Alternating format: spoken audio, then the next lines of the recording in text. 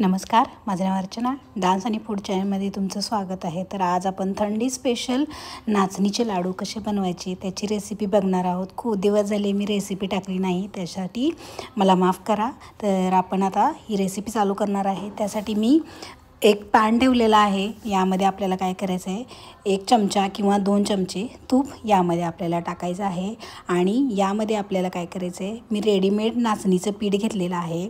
तुम्ही दळून वगैरे सुद्धा आणू शकता. तर अशा पद्धतीने हे 1 वाटी मी नाचणीचं पीठ टाकलेलं आहे.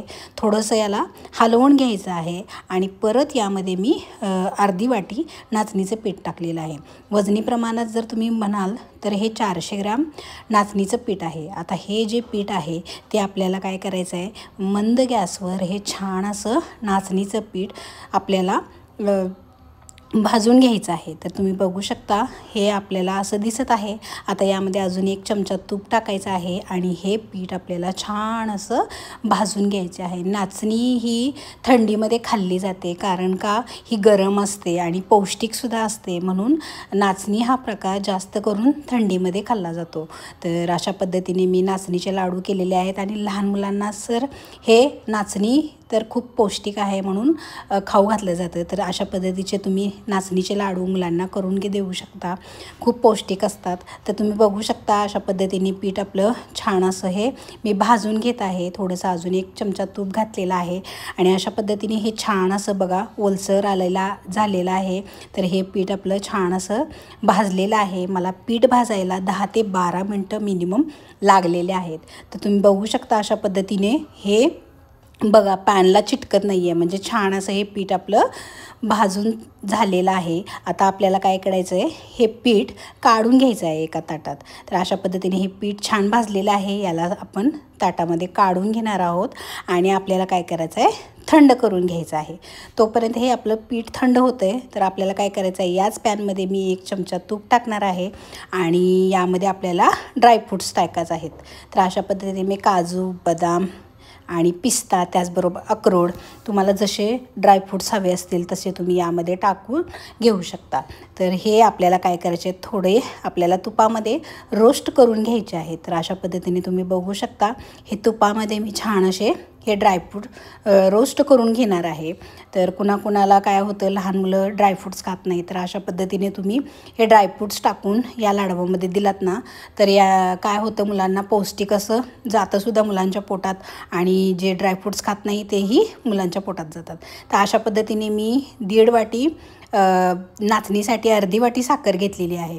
तर तुम्ही या साखरेच्या जागी तुम्ही गुळाचा वापरसुद्धा करू शकता.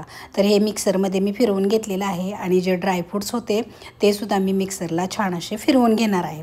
तर तुम्ही बघू शकता अशा पद्धतीने हे सर्व मी मिक्सरला फिरवून घेतलेलं आहे. आता आपल्याला काय करायचं आहे, हे मिक्स करून घ्यायचं आहे छान असं.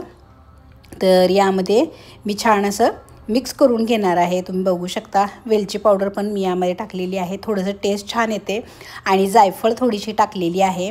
तर याच्याने सुद्धा लाडवाला छान अशी टेस्ट येते, म्हणून मी जायफळ थोडंसं टाकलेलं आहे.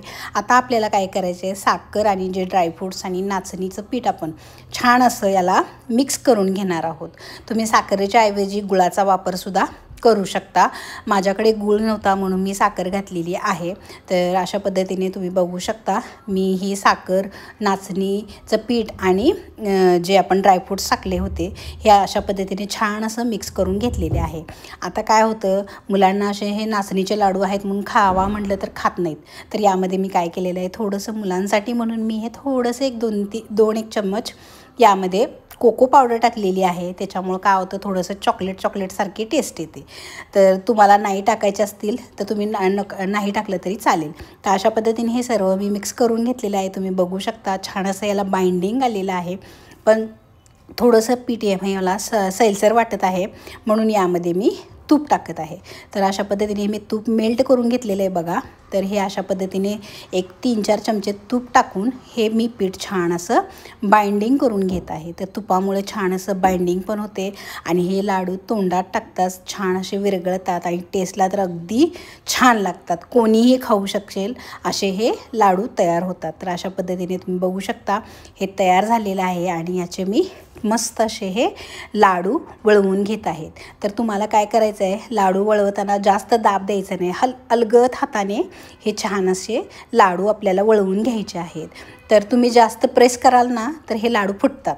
तर तुम्ही म्हणशीलात अरे आपण तर प्रेस करताना हे लाडू तुटत आहेत, म्हणून तर तुम्हाला सांगते की हे लाडू करताना आपल्याला जास्त दाब द्यायचं नाही, हलक्या हाताने याला दाबून घ्यायचे आहेत. तर तुम्ही बघू शकता मी पहिले प्रेस करून दाबले तर तुटत होते, आता मी हलक्या हाताने केले आहेत तर हे लाडू असे छान तयार झालेले आहेत. तर अशाच पद्धतीने हे सर्व लाडू मी करून घेणार आहे. तुम्ही बघू शकता किती मस्त असे हे आपले नाचणीचे लाडू तयार झालेले आहेत आणि खूप मस्त झालेले आहेत. एक लाडू मी तुम्हाला तोडून दाखवते, बघा किती मस्त हा लाडू तयार झालेला आहे. हे बघा, आपण हात लावायच्या आधीच हा लाडू तुटलेला आहे. एवढा मस्त हा लाडू तयार होतो पेढ्यासारखा आणि तोंडात टाकताच विरघळतो. तर या थंडीच्या दिवसामध्ये असे हे पौष्टिक लाडू तुम्ही करून मुलांना देऊ शकता. खूप छान होतात, मस्त होतात. तर अशा छान छान रेसिपीज जर माझ्या तुम्हाला बघायला आवडत असतील तर माझ्या चॅनेलला लाईक करा, शेअर करा आणि सबस्क्राईब करायला विसरू नका. भेटूया नेक्स्ट रेसिपीमध्ये.